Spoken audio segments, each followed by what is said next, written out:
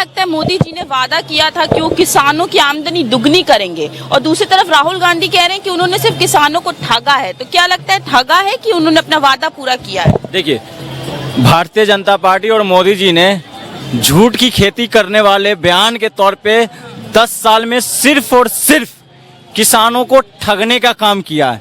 सिर्फ और सिर्फ 10 साल में किसानों के साथ विश्वासघात किया है। आप ये बताइए, इन किसानों के आय दोगुनी करने की बात कही थी, लेकिन भारतीय जनता पार्टी ने उनकी एक बात नहीं मानी। एमएसपी की बात कर लेता हूं। एमएसपी अभी तक वो निश्चित नहीं कर पाए हैं, जिसकी वजह से किसानों को प्रति क्विंटल गेहूं पे 200 रुपए नुकसान देना पड़ रहा है, धान पे 680 रुपए प्रति क्विंटल उन्हें नुकसान झेलना पड़ रहा है। और यहां तक की बात करता हूं मैं, आज भारत सरकार के आंकड़ों में ही बात करना चाहता हूं मैं। 2014 के बाद किसानों पे 60% कोई छोटा मोटा रकम नहीं होता, 60% कर्ज बढ़ गया। और एक तरफ मोदी जी उद्योगपतियों का 7.5 लाख करोड़ रुपए लोन माफ करने का काम करते हैं, कर्ज माफ करने का काम करते हैं। दूसरी तरफ किसान मांग करता है तो उनको सड़कों पे कीलें बिछा दी जाती है, सड़कों को बैरिकेड से बंद कर दिया जाता है, सड़कों पे बुलडोजर लगा दिया जाता है, सड़कों पर क्रेन खड़े कर दिए जाते हैं। यहां तक कि सड़क तो छोड़ दीजिए, नदी को रोका जा रहा है। बताओ, नदी को बंद किया जा रहा है कि किसान किसी भी हालत में अपना आंदोलन ना कर पाए। इससे बड़ी दुर्दशा देश के लिए क्या होगा? आप ये बताइए। मैं फिर बात करना चाहता हूं जिस तमाम मुद्दे को किसान को लेकर, किसान उम्मीद भरी निगाह से आपको देख रहा था।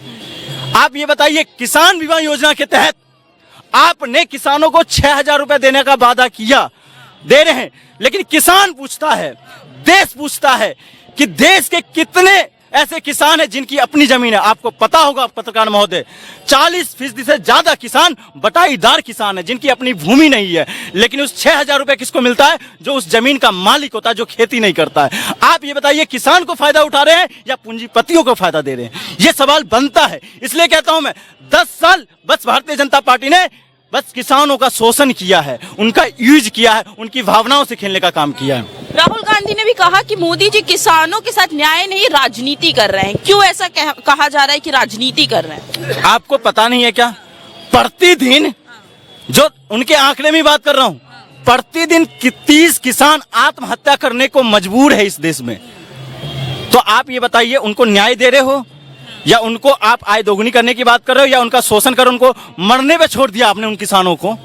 और आज वो आंदोलन करके अपने सरकार से सवाल पूछने के लिए आ रहे हैं तो उनको गिरफ्तार कर रहे हो, उनके जो ट्रैक्टर है उनको सील करने का काम कर रहे हो, जिससे वो हल चलाने का काम करते हैं। मैं पत्रकार महोदय आपसे कहना चाहता हूँ, ये वही किसान है जो धन और धरती को सींचने का काम करता है, उसके माध्यम से देश को सींचता है और सरकार बनाता है। तो ये किसान सरकार गिरा भी सकता है, सरकार को झुका भी सकता है। अच्छा, बिल्कुल। हाँ। और ये भी राहुल गांधी ने बताया कि जन्म से मोदी जी ओबीसी नहीं थे, तो इस कारण वो एक ओबीसी और एससी वर्ग के लोग का परेशानियां और मुश्किल कैसे समझेंगे?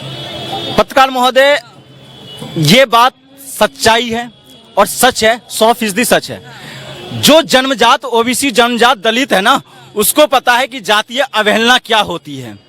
मोदी जी ने तो सत्ता के बदौलत, जब वो मुख्यमंत्री बने तो 2003 में अपनी मोच बनिया जाति को जनरल से ओबीसी में किया, और तमाम राज्य में, गुजरात को छोड़कर तमाम राज्यों में मोच बनिया जनरल कास्ट में आता है। तो उन्हें वो दर्द नहीं पता है कि पिछड़ी जाति को दर्द क्या मिला है, उन्हें वो दर्द नहीं पता है कि दलित भाइयों और बहनों को दर्द क्या मिला है। तो इन्हें इसलिए तो वो एक पक्ष का काम करता है, इसलिए तो एक पंथ का काम करते हैं वो, इसलिए तो उन्होंने कमंडल कमीशन लाकर 100% आरक्षण देने का काम किया, क्योंकि उन्होंने अपनी जाति का फायदा उठाना। आपको पता होना चाहिए पत्रकार महोदय, अंबानी और अडानी उन्हीं की मोच बनिया जाति से आते हैं। आप ये बताइए, आपकी जाति से ही बात करना चाहता हूं, आपकी जाति की आर्थिक स्थिति कमजोर है या मजबूत है, ये तो गुजरात की जनता को भी पता है। तभी तो इस सरकार में आप बताइए, 10% जिसकी जनसंख्या है उसकी राष्ट्रीय संपत्ति पर 77%, कोई छोटा मोटा आंकड़ा, 77% अधिकार और हिस्सा है। और जिसका इस देश में जनसंख्या 80 से 90% हो, उसका पता है, आपकी आय सुन के चौंक जाएंगे पत्रकार महोदय, चौंक जाएंगे। पिछड़े वर्ग का जो औसत आय है, पिछड़े वर्ग का औसत आय 15,878 रुपए। दलित, आदिवासी, उनका औसत आय 10,600 रुपए। और आपको पता है, इन दोनों को हटा दिया गया तो सवर्ण जाति से आने वाले लोगों की आय आपको पता है, चौंक जाइएगा, 45,000 रुपए से ज्यादा है। इतनी असमानता क्यों देश के अंदर? और ये असमानता पहली बार हुआ है, क्यों हुआ है? मैं यही तो पूछना चाहता हूँ। 1-2-4% के पास पूरी संपत्ति है और जिसकी पूरी संख्या, जिसकी पूरी भागीदारी, उसके पास कोई संपत्ति ही नहीं है। तो देश आप कहां ले जा रहे? आप एक खाई बना दिए हो अमीर और गरीब के बीच में। मोदी जी कहते हैं ना कि मैं जाति नहीं मानता हूं, जाति दो ही है देश के अंदर, अमीर और गरीब। जब देश की जनता ने पूछा मोदी जी आप बताइए कि अमीर में आते हैं कि गरीब में आते हैं, तब उन्होंने सदन के अंदर पता क्या बयान दर्ज कराया? मैं तो ओबीसी जाति से आता हूं। तब फिर लोगों ने पूछा मोदी जी आप बताइए कि ओबीसी में आप किस जाति से आते हैं? तो उस जाति को नाम बताने से डरते हैं, क्योंकि उन्हें पता है कि जब मैं मुख्यमंत्री बना तब जाके ओबीसी में शामिल किया। तो ये हालात है देश की, ये स्थिति है देश की। ये किसानों की क्यों सुनेंगे? जिन किसानों का शोषण किया वो किसानों का क्यों सुनेंगे? जो शोषण, जिसका अधिकार ही रहा शोषण करना, वो किसानों को क्यों सुनेगा? वो अपना काम कर रहा है। ये तो सोचना और समझना हम जैसे लोगों को है, हम जैसे युवाओं को, किसानों को है। जो हमारे जो नारी से, महिला आरक्षण की भी बात कर लेता हूं मैं। मोदी जी ने बड़े जोर शोर से सदन के अंदर कहा मैं महिला आरक्षण बिल ला रहा हूं। मोदी जी, जब तक जनगणना नहीं होगा तब तक महिला आरक्षण लागू कैसे हो जाएगा? ये देश की जनता जानना चाहती है। जनगणना पे आपकी चुप्पी साध लेते हो, जातीय जनगणना पे तो आप बात भी नहीं करते हो। जनगणना तो छोड़ दीजिए, 2011 सेशंस के बाद आपको 2021 में कराना होता है। हमने कह दिया चलो कोरोना काल था, 2022 या 23 में करा लेते, लेकिन आज तक ये सरकार जनगणना कराने से डर रही है। क्यों कतरा रहे हो भाई जनगणना कराने से? और पूरे देश में तो सवाल उठा, जातीय जनगणना करो, पता चला कि किसकी कितनी हिस्सेदारी है और कितनी भागीदारी है।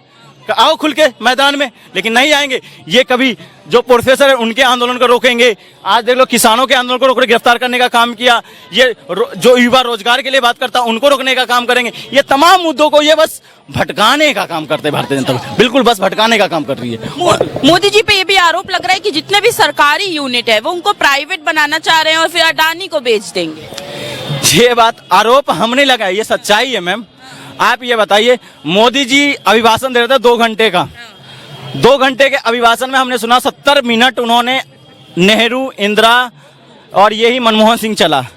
और उन्होंने एक बात और कही थी कि बीएसएनएल और एमटीएनएल को कांग्रेस ने ऐसी हालात में बेचा, तो मुझे हंसी आ रही थी कि बीएसएनएल और एमटीएनएल को बेचने वाला कौन शख्स है और बनाने वाला कौन शख्स है, देश की जनता को तो पता है। उसी तर्ज पे कोल इंडिया की बात करना चाहता हूं। जो तमाम पिछड़े वर्ग के लोग हैं कोल इंडिया में अपनी भागीदारी और रेलवे में अपनी भागीदारी की बात करते हैं। आज उस कोल इंडिया की पता है वैकेंसी भी किस नाम से आई है आपको पता है? हमेशा कोल इंडिया के नाम से आया करता था, इस बार नॉर्थर्न फील्ड कोल लिमिटेड के नाम से आया है। इसका मतलब ये हुआ कि आप कोल इंडिया को बेचकर अडानी के हाथ में देना चाहते हो। और जो युवा विश्वास करता है पीएसयू पे, सार्वजनिक संस्थान पे, वो युवा कहीं ना कहीं निजी हाथों में जाकर नौकरी से भी तरसने को तैयार है। ये आंकड़ा मैं इसलिए कह रहा हूं कि आप ये बताइए, रोजगार और बेरोजगारी दर पे ही बात करना चाहता हूं, युवाओं की भागीदारी पे ही बात करना चाहता हूं। आप ये तो सरकार का जो आंकड़ा था कि पहले देश के अंदर 28% 2014 की आंकड़ा 28% कॉन्ट्रेक्चुअल बेस्ड जॉब थी। आज आपको पता है 98% हर कंपनी में कॉन्ट्रैक्ट, थर्ड पार्टी कंपनी, आप डायरेक्टली निजी संस्था में भी नहीं हो, थर्ड पार्टी बेस पे 98%, मतलब हर कंपनी में कम से कम 10 से 15 कॉन्ट्रैक्टर शामिल है। और लोगों को जो वेतनभोगी जो लोग हैं उनको वंचित करने का काम किया है वेतनों से। आपको पता होना चाहिए, सरकार, पिछली सरकार कितना भी बुरा काम किया हो, लेकिन उस सरकार ने वेतनभोगियों की संख्या बढ़ाने का काम किया था। 15% से लेकर 25% तक ले गए थे, लेकिन इस सरकार ने 10 साल में 25% से घटाकर 22% पे ला दिया। आप ये बताइए, युवाओं की भागीदारी की बात करते हो, रोजगार की बात करते हो, बेरोजगार। आज इस देश में युवा आत्महत्या करने को मजबूर है। आपका ही आंकड़ा बताता है कि 7% आत्महत्या की दर बढ़ी है युवाओं की। तो आप देश को सशक्त कर रहे हो, मजबूत कर रहे हो, ये सवाल आपसे क्यों नहीं पूछेगा भाई? देश कौन सा विश्व गुरु बनाने की बात कर रहे हो आप, क्यों नहीं पूछेगा? मैं पूछना चाहता हूं, आर्थिक मजबूत है तो बताइए। मैं यही बात कहना चाहता हूं, आप एक तरफ देश के ऊपर कर्ज बढ़ा रहे हो और दूसरी तरफ कह रहे हो हमारी अर्थव्यवस्था मजबूत है, ट्रिलियनों की अर्थव्यवस्था हो रही है। ये वही बात हो गया, मैंने लोन पे 4 महल बना लिए, मैंने कर्ज लेकर 10 गाड़ियां ले लिया, और बात जब हम कर्ज में डूबे रहे, जब कर्ज देने की बात होगी तो हमने सुसाइड कर लिया, और परिवार पे, उनके जो परिवार के सदस्य होते हैं उन पे सारी बात चली जाती है। और वही काम आज देश के अंदर प्रधानमंत्री मोदी जी प्रधान रहते हुए देश के साथ हमला कर रहे हैं।